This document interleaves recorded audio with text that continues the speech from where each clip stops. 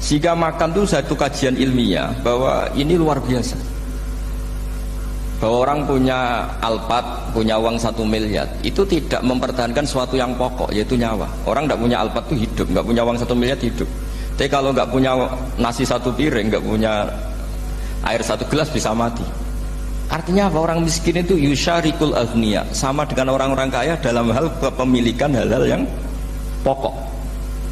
Tapi kadang-kadang orang miskin itu ya nyon sewu agak belagu, sudah miskin ingin punya Alphard, sudah miskin ingin punya uang, ya dia tersiksa. Harusnya cara berpikir nggak punya Alphard tuh masih hidup, nggak punya uang 1 miliar masih hidup. Yang punya Alphard hidupnya juga pakai nasi 1 piring, yang punya uang 1 miliar juga pakai nasi. Ya kalau itu kan sama, saya punya. Kalau gitu kan bisa miskin rasa kaya. Itu memang harus dilatih. Nah, kalau orang kaya kan rumahnya banyak di mana-mana. Memangnya kalau rumahnya banyak di mana-mana terus tidur di sini 1 jam, di rumah itu 1 jam, malah nggak bisa tidur kan? Tetap aja yang dipakai 1 kamar. Itu gunanya apa punya rumah banyak? Setidaknya zaman miskin itu dia berpikir gunanya apa punya rumah banyak, dipakai ya hanya 1. Meskipun suatu saat kalau dia kaya juga berpikirnya agak rubah. Ya penting punya rumah banyak biar kemana-mana punya rumah, nggak apa-apa. Tapi sementara masih miskin jangan berpikir seperti itu. Nah yang menjadi miskin kacau kan sudah miskin berpikirnya gaya orang kaya. Itu kecelakaan itu. Itu ilmu, maksud saya itu ilmu. Sehingga dulu Nabi ngajari orang miskin itu sederhana. Ketemu orang miskin sama Nabi diajarkan. Nabi diantara ajarannya begini. Ada seseorang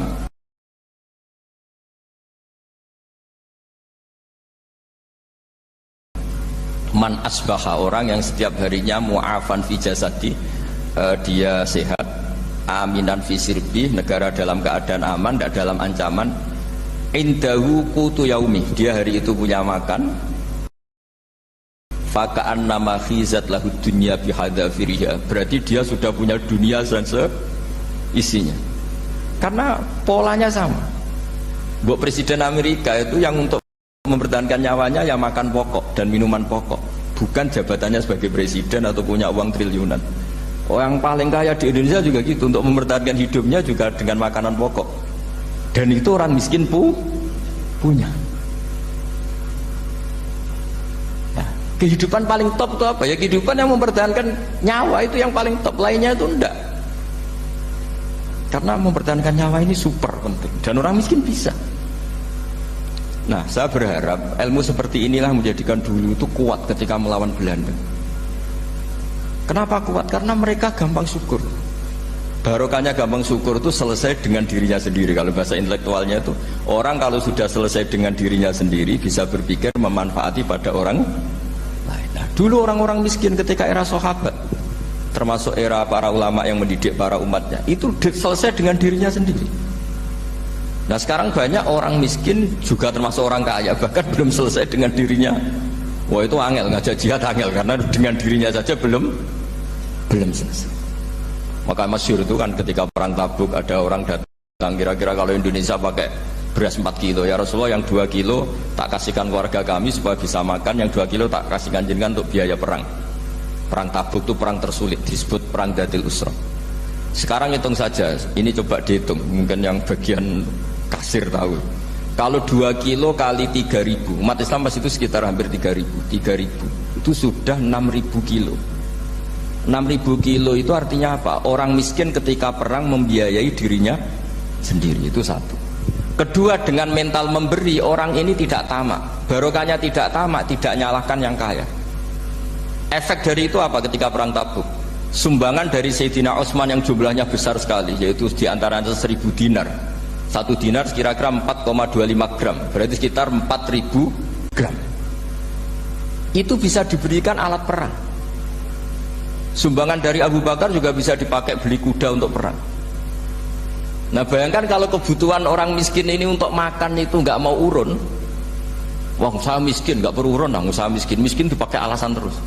Maka jumlah 3.000 ini akan mengurangi anggaran untuk belanja peralatan perang, karena untuk konsumsi orang miskin.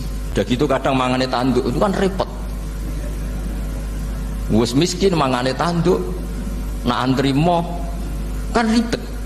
Artinya apa? Perang ini tidak fokus karena ngurusi konsumsi untuk orang-orang miskin. Nah, dulu zaman Nabi orang miskin pun semuanya heroik.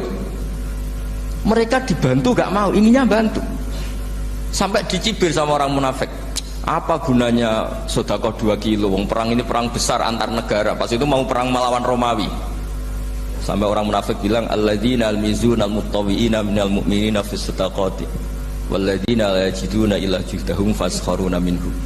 Orang-orang munafik digambarkan Allah orang-orang yang mencibir sedekah kecil. Wong untuk perang besar kok sedekahnya hanya 2 kilo. Tapi yang mahal bukan 2 kilonya. Kalau ada 1 juta orang miskin menyumbang negara 20.000, itu artinya apa? Kita punya rakyat yang inginnya hubungannya dengan negara memberi. Tapi coba kalau kita 2 juta rakyat yang inginnya dari negara mendapat, pegawainya demo ya. Nah ini ajarannya Nabi yang luar biasa. Dulu Nabi itu bisa mendidik orang miskin pun bermental memberi. Nah barokahnya bermental mandiri ini mereka selesai dengan dirinya sendiri. Coba kalau mereka tidak bawa makanan sendiri ketika perang, mungkin kuda yang untuk perang, terus mereka berpikir, "Bu ini saja disembelih supaya kita bisa makan." Ribet kan? Ngapain beli senjata yang mutakhir, makan saja nggak bisa. Tapi barokahnya mereka urun sendiri. Mereka selesai dengan dirinya sendiri. Ini hebatnya didikan Rasulullah Shallallahu Alaihi Wasallam. Lalu dulu Mbah Hashim dan kawan-kawan itu berhasil mendidik seperti itu. Santri yang miskin-miskin itu kalau ngaturi kiai duwene telo itu kayak no telo, duwene wi itu kayak no wi. Sehingga kiai sing wis mapan-mapan, misalnya kados kula wonten kan mun setengah mapan. Ya akhirnya yo iso mangan wi. Jebule wi ku yo enak. Santri yo seneng mergo kiai ini seneng pancen wis suwi mangan pizza misalnya.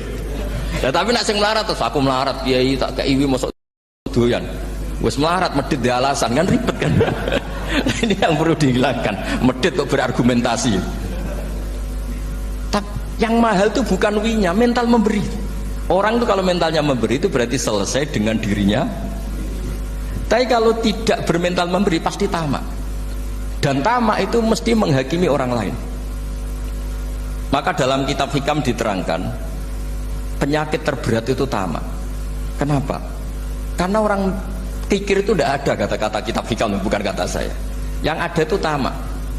Misalnya gini, saya kenal PLT Bupati Kudus. Tidak pernah saya bilang beliau kikir. Tapi sekali saya pernah mengajukan proposal tidak kesampaian. Wah, beliau medit. Jadi saya menvonis medit itu sebetulnya ya karena punya keinginan tidak kesampaian. Coba kalau tidak, bahwa medit itu orang serap penting. Misalnya anak-anak muda sama orang-orang cantik di Jakarta, pernah nggak kamu bilang itu sombong? Enggak kan? Setelah kamu bilang, "Mbak aku ingin kenalan Mbak sampeyan," terus dia agak mau, baru kamu bilang sombong karena keinginan kamu enggak. Nah, bayangkan kalau orang bermental tomak, kayak apa bangsa ini? Nah, sahabat itu dididik oleh Nabi, tomak itu selesai karena keinginan mereka memberi. Sehingga Indonesia bisa merdeka begini itu barokahnya didikan ulama, semuanya ingin memberi. Dulu belum ada negara, tentara-tentara kemerdekaan kalau di kampung-kampung itu ya dibiayai donatur-donatur. Termasuk bahasa saya, buyut saya dulu. Itu berapa ton aja beras untuk pasukan Hizbullah, pasukan TNI. Di Aceh ada Daud berih, ada yang baca berueh. Jadi baca aja kayak kira asap ada yang berih, ada berueh, saya juga gak tahu. Orang Aceh kalau baca berih nyumbang berapa emas untuk kemerdekaan Indonesia. Yang Kesultanan Jogja Legowo, Jogja tidak lagi negara tapi diberikan bagian dari Indonesia dan seterusnya. Nah, jadi semua ini barokahnya didikan Rasulullah SAW yang diteruskan para ulamanya bahwa nomor 1 didik masyarakat itu bermental memberi. Dengan bermental memberi apapun kecilnya ini selesai dengan dirinya sendiri. Itu kalau sampean nggak punya mental memberi nanti pulang dari Pemda, sok acara kabupaten berkata ini tok ribet itu. Awas itu, bar ngaji langsung lali berarti sampean. Sudah kalau nggak urun ini sudah luar biasa, nggak urun untuk berkat itu sudah luar biasa. Jadi itu yang makanya Nabi itu Quran dimulai wa mimma razaqnahum yunfikun. Quran mengajarkan bermental memberi, yunfikun. Nabi berkali-kali ngulang al yadul ulya khairum minal yadis sufla. Dan memberi itu tidak harus nunggu kaya. Gambarannya Quran tentang orang baik itu gimana? Alladzina yunfikuna fis sarra wad dharra. Bukan fis sarra saja, ketika wad dharra juga. Saya pernah guyon sama orang kaya di Jakarta, dia uangnya miliaran, mungkin malah triliunan. Guyon sama saya, Gus saya ini sudah sekian bangun masjid di mana-mana. Saya ini berarti hebat. Enggak, kata saya. Enggak ada masjid, agama tetap jalan, kata. Karena di kampung-kampung sudah banyak masjid, kata. Masih keren tukang becak, kata. Kok bisa, Gus? Sampai nyumbang masjid 1 miliar, itu masjid apa, kata saya? Ya masjid-masjid besar. Nah itu paling dipakai kubah atau menara atau apalah yang tidak mendesak. Tapi kalau orang miskin, ngutangi orang miskin itu kalau nggak utang hari itu nggak makan. Kan nggak mungkin tukang becak ke utang ada bank atau orang kaya raya, kan kenal saja enggak. Mesti orang miskin utangnya sama orang miskin. Saya kalau orang kaya utang Habib Bidin mesti mau beli Innova karena level orang elit, jadi utangnya itu beli Innova, aksesoris Innova seri terbaru. Tapi kalau orang miskin sama orang miskin utangnya itu beras untuk nyawa ya. Artinya apa? Kalau saya diutangi Habib Bidin untuk beli Innova itu ganjarannya itu sekunder. Tapi kalau sesama orang miskin itu ganjarannya primer.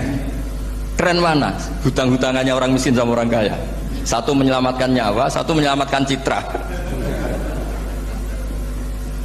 Dia baru sadar, ternyata orang miskin lebih hebat ketimbang saya, lebih hebat tapi tidak usah ditiru, kata saya. Cuma dia menjadi tidak sombong sekian miliar yang disumbangkan ke masjid karena dia menjadi tahu ternyata itu tidak bangga. Nah, kecuali masjid-masjid yang kamu nyumbang memang masjid perintis di daerah-daerah yang belum ada masjid. Kalau masjid-masjid besar itu kan kadang kebutuhannya sudah selera, bukan pokok. Nah, saya ini cerita ya, jadi supaya orang tahu lah. Zaman Nabi itu orang sudah selesai semua dengan dirinya sendiri. Jadi maksud saya Islam nggak apa-apa tanpa masjid itu masjid yang sudah sifatnya selera. Indonesia kan masjid sudah sifatnya selera semua.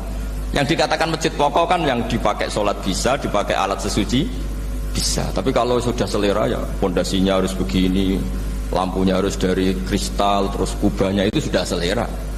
Nah rata-rata sumbangan yang miliatan itu kan sudah ke selera. Sementara orang miskin utang-utangan sama orang miskin untuk menyelamatkan apa coba? Nyawa. Artinya para orang miskin jangan kecil hati, wah saya sudah kok hanya 2 kilo, tapi 2 kilo nyawa. Dan itu pahalanya luar.